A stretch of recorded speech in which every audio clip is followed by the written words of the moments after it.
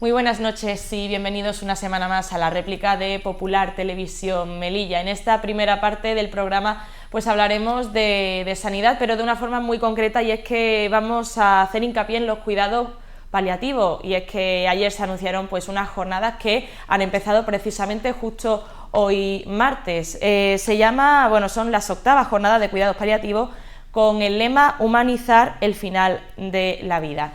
Entonces hablaremos de este tema, que precisamente en Melilla pues esta rama no lleva mucho tiempo en comparación con otros territorios, y para ello pues contamos con un médico de este equipo, del equipo de soporte de atención domiciliaria de cuidados paliativos aquí en Melilla, que es pues Antonio Castillo. Le damos la bienvenida. Muy buenas noches. Buenas noches. Y gracias por estar con nosotros. Gracias a vosotros por la invitación. Que justo ayer pues ya anunció estas jornadas en el Salón de Actos del Hospital Comarcal y bueno, pues hizo un resumen de lo que nos vamos a encontrar en estas jornadas, que se han inaugurado hoy, pero siguen por supuesto mañana miércoles. En cuanto a la demanda para ir, ese interés de las personas para ir a estas jornadas, no sé si entre ayer y hoy pues ya se ha visto un mayor interés. ¿Alguien más ha preguntado en cuanto a esta jornada de cuidados paliativos?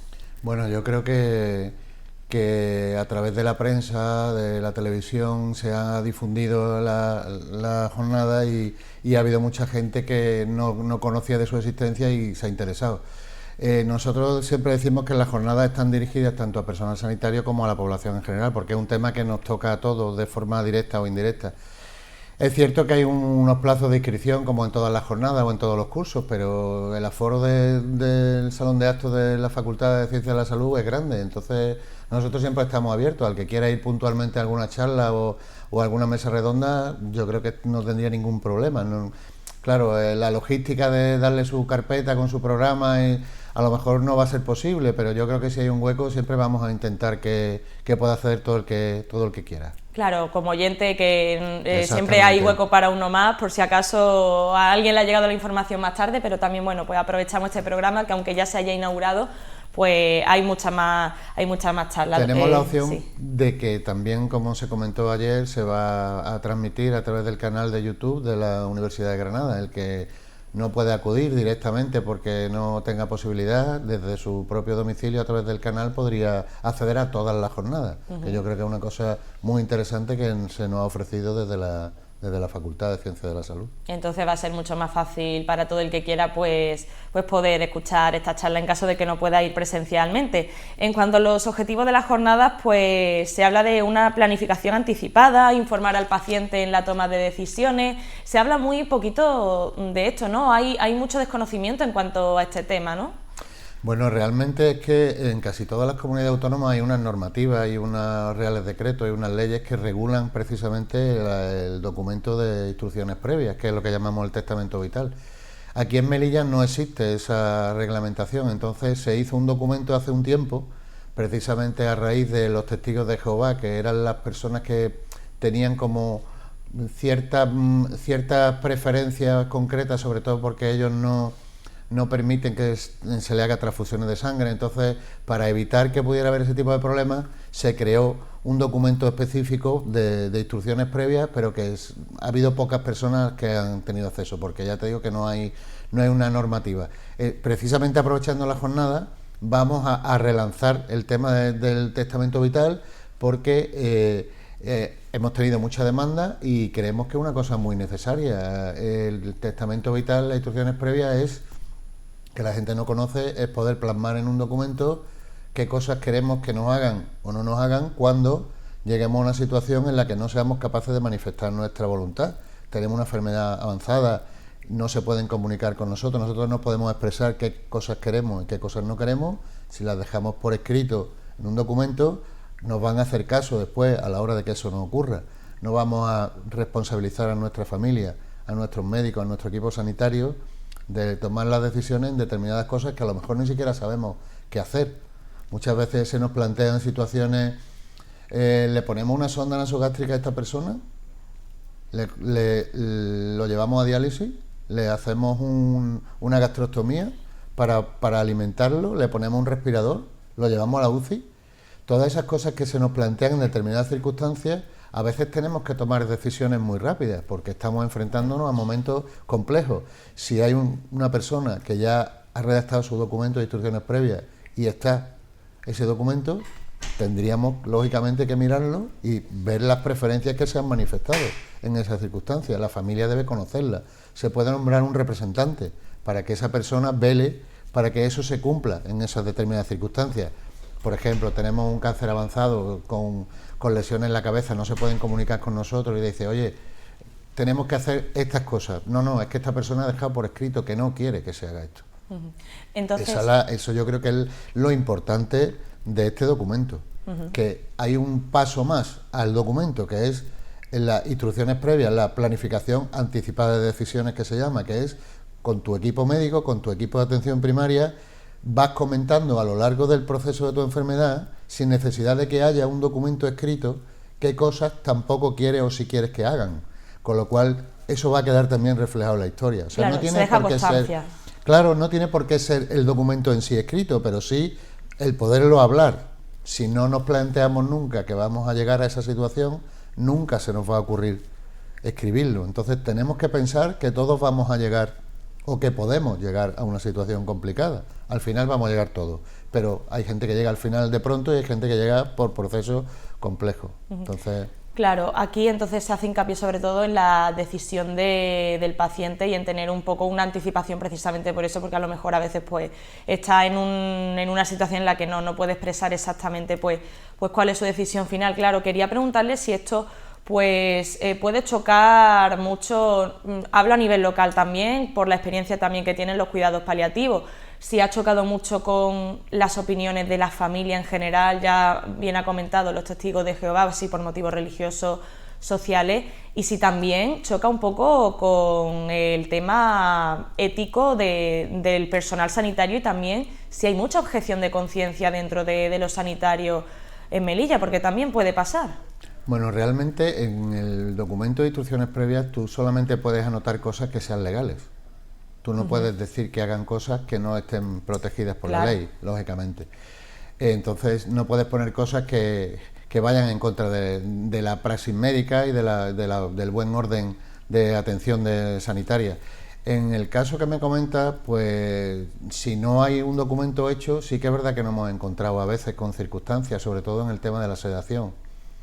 ¿Qué es la sedación? La sedación, a veces la gente no lo entiende. La sedación simplemente es cuando estamos llegando al final, las personas muchas veces tienen síntomas que se llaman síntomas refractarios, quiere decir que no tenemos forma de controlarla con las medidas normales y cualquier tratamiento extraordinario que hagamos de esos síntomas lo que va a provocar a la persona es que se duerman, estén más dormidas. ¿Qué hacemos cuando hay personas que están en los momentos finales y están sufriendo con síntomas como el dolor, la dificultad respiratoria, unos vómitos que no puedes parar, convulsiones, etcétera, etcétera? ¿Qué hacemos? Pues hacemos una sedación, que es poner medicamentos para que la persona en esos momentos finales no sufra. No aceleramos el proceso, evitamos el sufrimiento. A veces la gente confunde una sedación con una eutanasia, que es poner cosas para que alguien se muera. Son cosas totalmente diferentes, por eso nosotros siempre queremos separar los conceptos porque es que no tienen absolutamente nada que ver. ¿Qué ocurre? Que hay gente que por sus creencias mal informado del tema de la sedación, pues parece que no quiere que en los momentos finales la gente esté dormida. Pero bueno, cuando se puede trabajar con la familia, se puede trabajar con el paciente a lo largo del proceso, es mucho más fácil. Mantuvimos hace unos cuantos años una reunión que fue muy interesante con todos los líderes de las organizaciones religiosas, rabinos, sacerdotes, etcétera, etcétera, y ninguna confesión religiosa estaba en contra de la sedación. La sedación únicamente es eliminar sufrimiento. Cuando estamos llegando al final, se puede uno morir. Es como nosotros hacemos muchas veces la comparación con la epidural.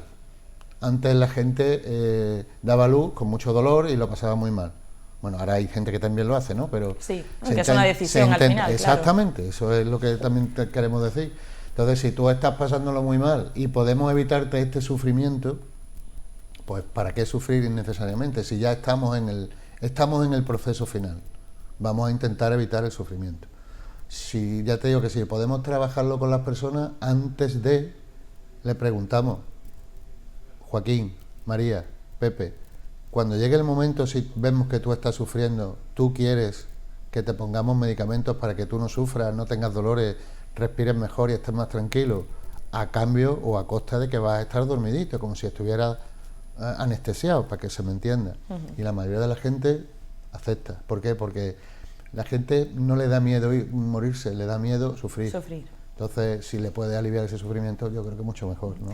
Claro, se ha hablado de esos colectivos religiosos que, bueno, pues no parece que vean mal del todo, a lo mejor puede haber casos excepcionales en cuanto al tema de la sedación, de dormir, por así decirlo, a este paciente que está sufriendo, pero claro, la eutanasia, los colectivos religiosos no la contemplan y la rechazan totalmente, pero en España pues ya se ha regulado la eutanasia, se hablará en la jornada de esta, porque al final también es una decisión, ya está regularizada. Realmente la eutanasia no es un tema en el que nosotros hayamos hecho hincapié en esta jornada.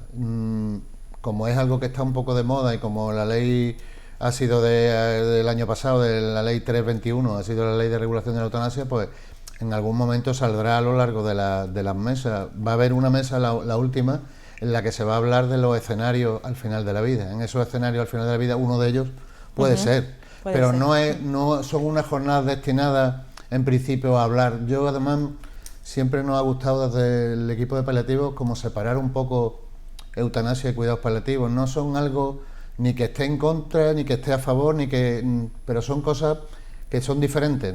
Hay personas que han solicitado la eutanasia en su día o en otra parte de España que no son pacientes de paliativos, por el famoso caso de Mar Adentro de la película, ¿no? Sí. Ese paciente no es un paciente de paliativo, un paciente que puede llevar 20 años. Lleva muchos años, claro, entonces, en ese estado, sí. No son pacientes que realmente sean nuestro tipo de pacientes, hay algunos que sí, ¿no? Pero que nosotros intentamos un poco desligarnos no se debe confundir eutanasia y cuidados paliativos, aunque alguna gente hay gente que está en situaciones avanzadas y que está sufriendo que lo solicite. Eso cada uno, esto es una cosa de conciencia. En cuanto a lo que te referías antes de la objeción, realmente, por ejemplo, la sedación es una buena práctica médica. Alguien no se puede negar. Un médico teóricamente no debería de negarse, porque no existe objeción de conciencia para la buena práctica médica. Existe objeción de conciencia para dos casos, única y exclusivamente. Uno sería la eutanasia y otro sería el aborto. Entonces, esas dos son las únicas cosas a las que tú puedes hacer objeción de conciencia. Lo demás es que tú no quieres, no te atreves, desconoces, te da miedo, no estás formado, llámalo como tú quieras, pero el que se quiera agarrar a la figura de la objeción de conciencia a la hora de sedar a un paciente o de hacer otra cosa que se llama limitación de esfuerzo terapéutico, que es no hacer más cosas cuando no hay que hacerlas, porque al final lo que hacemos es prolongar algo que no se debe de prolongar, ¿no? En los principios de la bioética hay uno que es el primero que dice primum non nocere, que es intentar no hacer daño. O sea, prolongar a una persona el sufrimiento yo creo que es hacer daño, ¿no? Entonces hay que intentar pues parar a tiempo. A veces no es fácil porque los pronósticos de las enfermedades no son, la medicina no es A, B y C.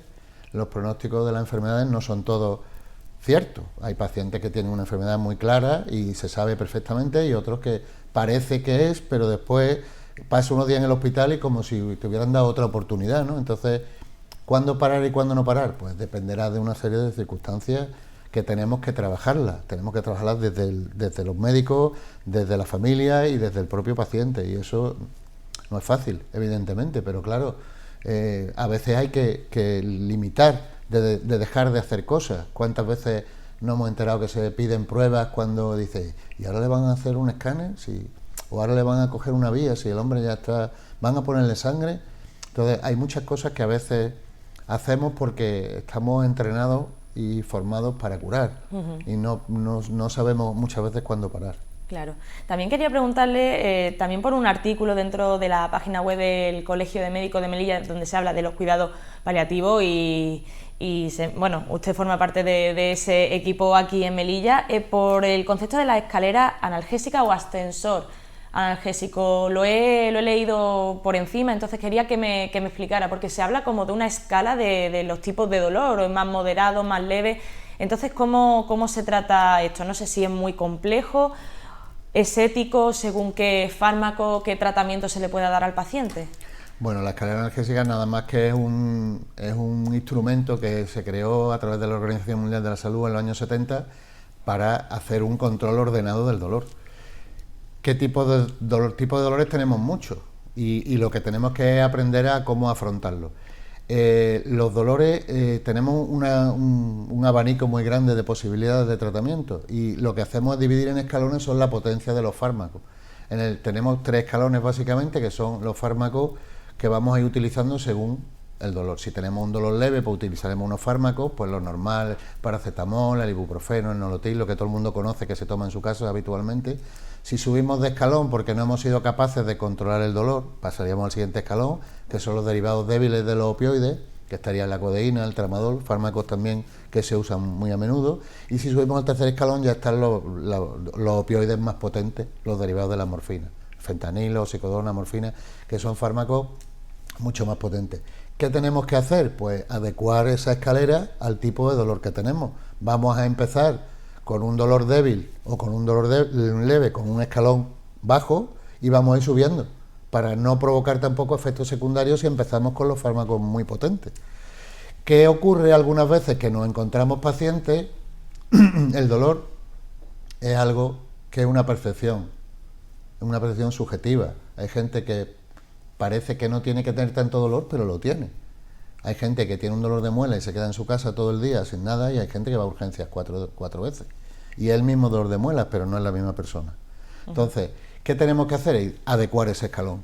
¿Qué ocurre? Que a veces nos encontramos pacientes que el dolor no ha sido tratado bien. Tenemos abuelos que toman 20 pastillas diarias para el tiroides, para el colesterol, para la circulación, para el riego, para el corazón, y después dice: ¿a ti qué es lo que más te preocupa? Dice: a mí es que me duelen mucho las rodillas. Y digo, ¿el dolor? Dice: no, ya tomo muchas pastillas. O sea que la pastilla que más le preocupa a él no se la toma. ¿Qué ocurre? Que vienen pacientes con mucho dolor o un dolor muy, muy elevado. No podemos empezar con el escalón 1 porque ese paciente está sufriendo mucho. Pacientes con cáncer avanzado, con metástasis en los huesos, que ya vienen con un dolor a lo mejor de 0 a 10, que utilizamos una escala en 8 o en 9. No podemos empezar por el escalón 1.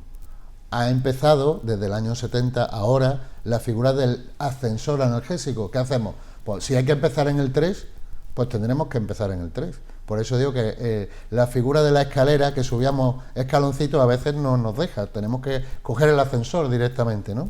Eso es lo que es la idea que se quiere explicar con esa... Claro, el concepto de escalera a lo mejor se queda un poco obsoleto. A veces sí, se puede... y a veces no. Lo ideal es empezar, porque es señal de que vamos subiendo pasito a paso, pero a veces no, cuando llega el paciente ya tenemos que empezar por escalones altos. Y también a nivel local el tema de los cuidados paliativos realmente es una rama muy joven, relativamente hablando, y según también este artículo que he mencionado del Colegio de Médicos, pues fue en 2002 cuando se empezaron a hacer convenios con la Asociación Española contra el Cáncer. Esa era la asociación, ¿no?, pues que se dio el paso para empezar a ejercer estos cuidados paliativos en Melilla, pero hasta 2014 no se había creado un equipo. Ya fue en este año cuando se creó este equipo de soporte de atención domiciliaria, ¿no?, para los cuidados paliativos. Entonces, la situación en Melilla, ¿cómo es? ¿Hay recursos humanos suficientes?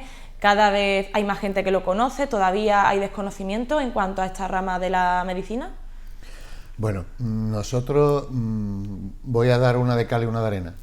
Somos medianamente afortunados porque en otras comunidades autónomas, por ratio de población, hay a lo mejor una unidad por cada 150.000 habitantes. Nosotros somos 80 y tantos mil y tenemos una unidad compuesta por médicos, enfermeras y psicólogas, que en otras comunidades autónomas no existe. Tenemos una dispersión geográfica muy pequeña, con lo cual nuestras visitas pueden ser rápidas, incluso podemos ver varias veces a los mismos pacientes. Si en Sevilla, que nos imaginamos una provincia muy grande, hay 4 o 5 unidades para toda Sevilla y toda la provincia, imaginaros Estepa, por ejemplo, que es un pueblo que está a 108 kilómetros de Sevilla, lo cual pues muy difícil, no puede ir todos los días a Estepa. Entonces, por esa parte, yo creo que tenemos cierta ventaja. Después nosotros somos una unidad domiciliaria, como su propio nombre indica, equipo de soporte de atención domiciliaria. En el hospital no hay unidades hospitalarias de cuidados paliativos. Yo creo que con el paso del tiempo podría ser una cosa importante, porque muchos de los pacientes que tenemos nosotros, al final de nuestra jornada laboral, que es de 8 a 3, a partir de las 3 de la tarde tienen que ser atendidos. Se atienden en el servicio de urgencia de atención primaria, en el 061, en urgencias del hospital. Esa continuidad es lo que nosotros venimos trabajando, coordinando mucho con todos estos servicios que acabo de nombrar y reuniéndonos mucho para que esa coordinación sea buena, para que un paciente que está atendido por un equipo de soporte después, a las 5 de la tarde o a las 4 de la mañana, tenga su continuidad. La tiene. Lo que pasa es que es cierto que algunas veces pues la perspectiva de un médico de urgencia no es la misma que la perspectiva de un médico paliativista o de un equipo de paliativo. Entonces, estamos trabajando con formación, con coordinación, para que esa continuidad asistencial se mantenga y que algo que se ha ido trabajando durante meses no llegue después a urgencias y empiecen a hacer cosas que nosotros ya hemos visto o hemos trabajado para que no se hagan. En ese sentido sí que podemos encontrar algunas veces, algunas, no en todas, hay muchos compañeros que trabajan codo a codo con nosotros y no hay ningún problema, pero sí que a veces echamos un poco de menos esa continuidad asistencial. Si hubiera más equipos, pues mucho mejor. Si las tardes se pudieran de alguna forma acompañar con unas consultas telefónicas, con una localización, con algún teléfono al que podés comentar, al que podés consultar, pues mucho mejor. En otros sitios existe esa guardia de 24/7, ¿no? Que 24 horas... Esto es un sitio pequeño, tampoco es pasan tantas cosas todos los días. Nosotros estamos viendo ahora mismo a 40 pacientes. No todos los días acuden pacientes a urgencias, no todos los días pasan cosas, no todos los días tiene que ir el 061 a un domicilio. Entonces, a lo mejor no sería necesario tener un equipo 24 horas, pero a lo mejor sí una localización o algo. El tema hospitalario, pues por supuesto en otros sitios hay unidades hospitalarias porque también hay mucho más volumen de pacientes, ¿no? Pero todo lo que ayude, yo creo que es bienvenido. Al final son muchas personas las que... Y si puedes quedarte en tu casa, mucho mejor. El hospital... También el tema del desplazamiento a veces puede ser complejo. Son pacientes que son muy difíciles de mover. Claro. Urgencia está saturado.